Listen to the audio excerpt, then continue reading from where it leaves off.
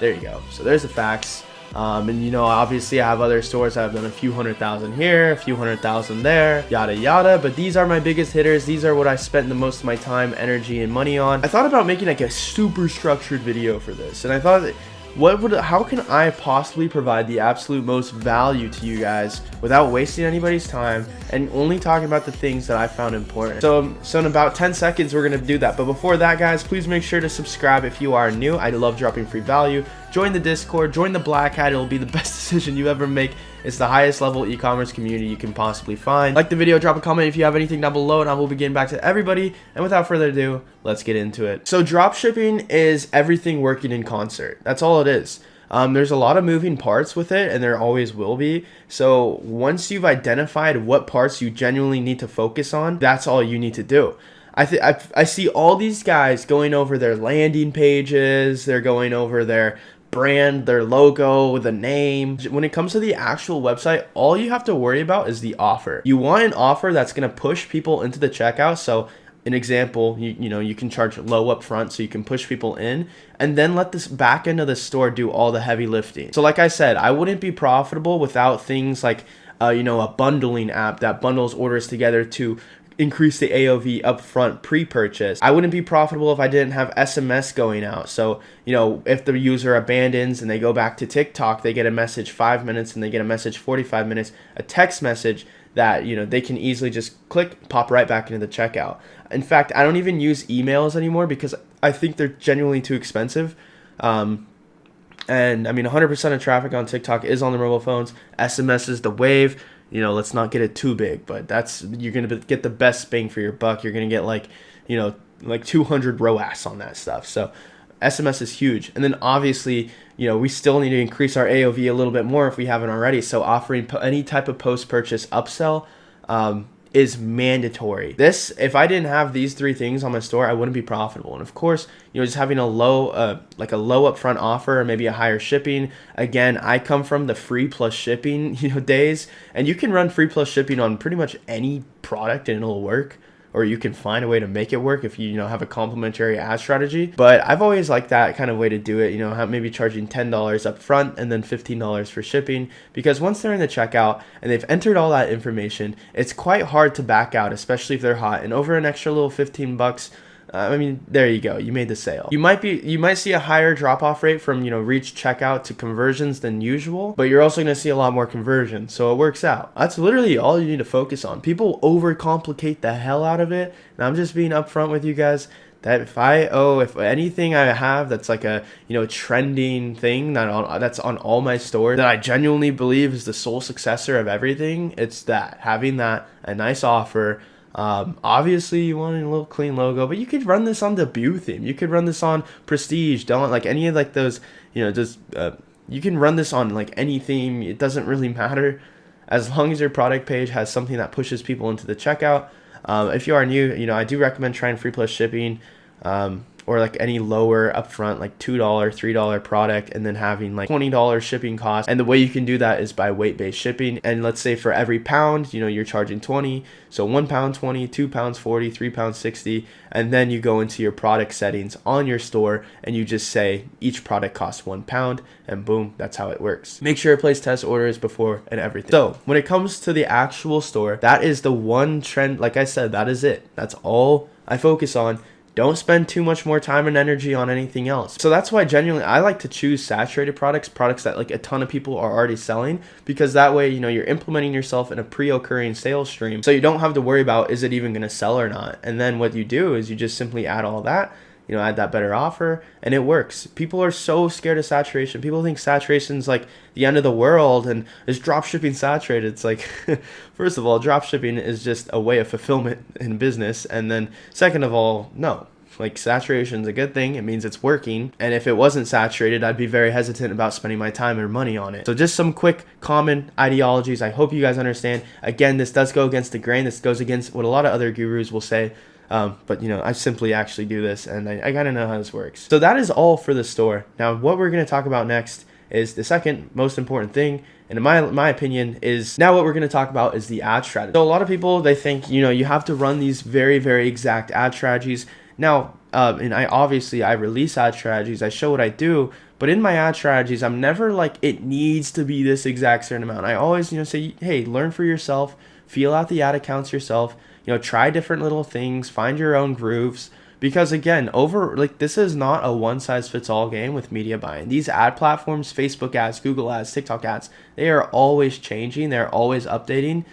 So staying on top of the algorithm and finding kind of what works best is everything. For example, it's 2022 Q4 right now, and I just released a video, talking about how you can scale up TikTok ad accounts right now. Everyone's getting these crazy $2-5 cost per clicks, these $30 CPMs, which was non-existent like 6 months ago. 12 months ago, the usual thing you'd see is a 20-cent CPC.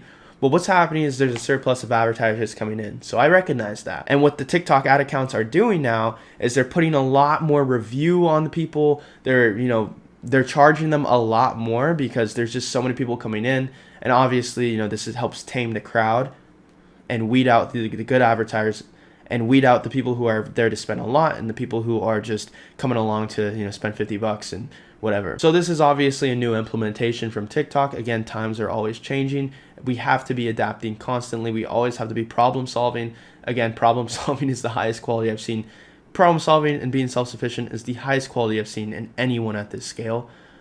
So with that being said, I was able to identify the change in TikTok and obviously kind of configure my own way around it. So I was noticing, TikTok, you have to spend for a long time in order to get the account back to those normal metrics or somewhat normal. So what I did is I found a way to spoof the ad account and increase the approval rating. So what this would, the approval rating of the ads. So what this would do is it pretty much tell the ad account, okay, like this guy, he has all these ads and they're all good to go. And this was using an ABO with $20 ad groups and just, scaling horizontally that way. Whereas the old way, was obviously surf scaling CBOs. I guess, I'll drop this strat, but it's an updated surf scaling strategy for ABOs.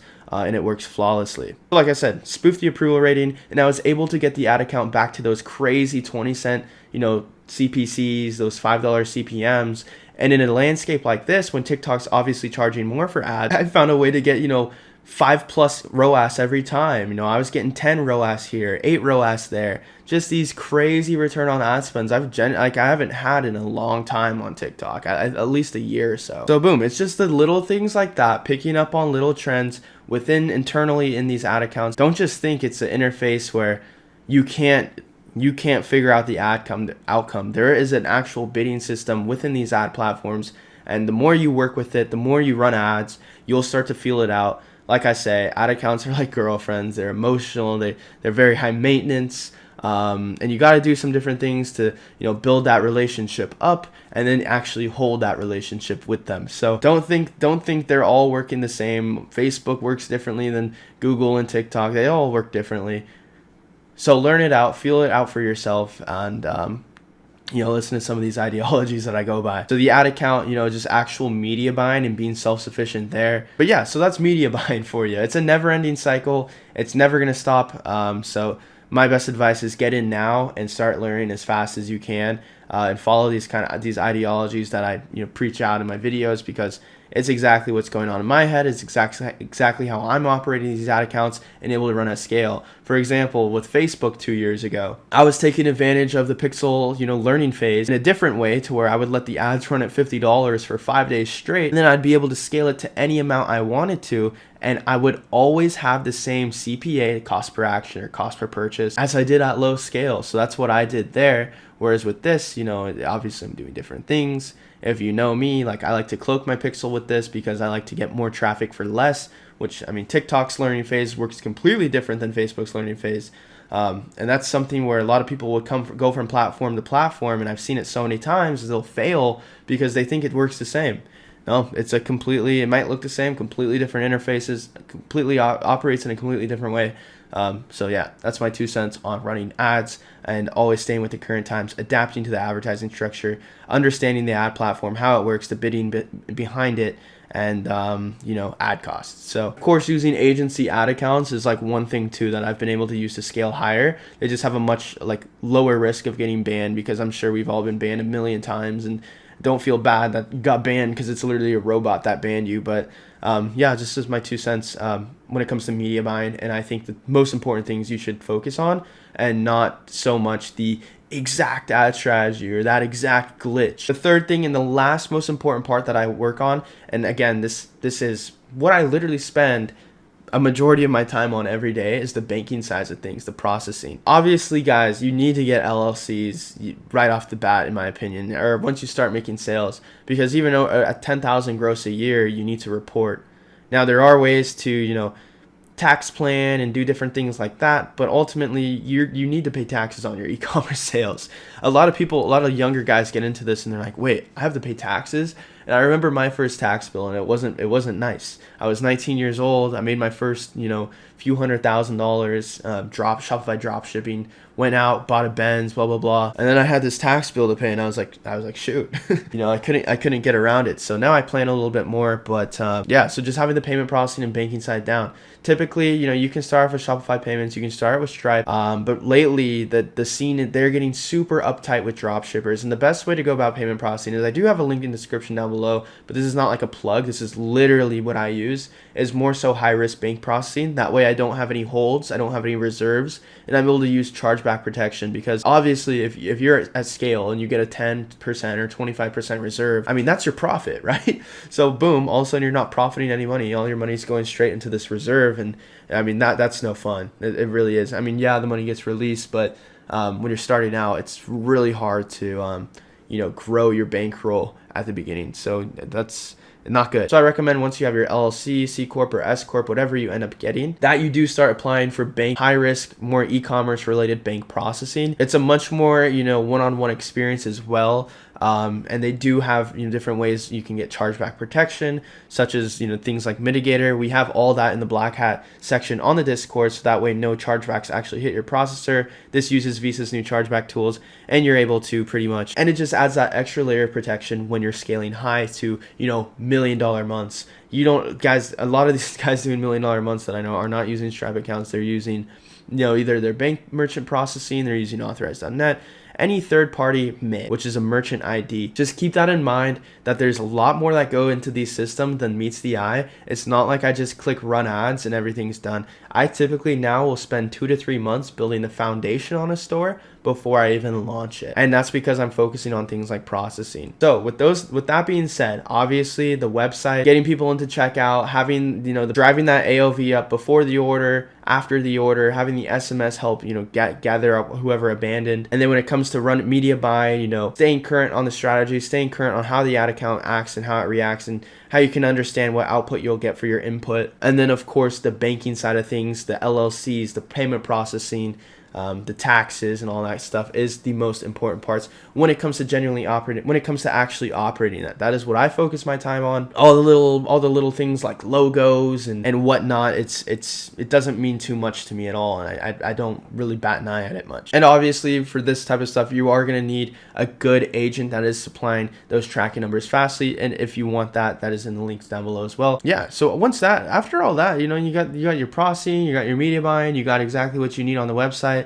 and obviously the rest will follow. So just having a creative that's pretty much optimized to hit your audience every time, hit the people who are genuinely interested in buying it. Again, I know this video isn't like too intricate. I'm not trying to spit out exact strategies at current times, because this is landscaping the years of how this happened. But just be understanding of how how the system's going to react to what type of ad you provide. So if you want to see like current time TikTok ads, how I make my ads, I do have a video up here, I believe. Yeah, so after all that, I'd say the last part to really just focus on is your mindset.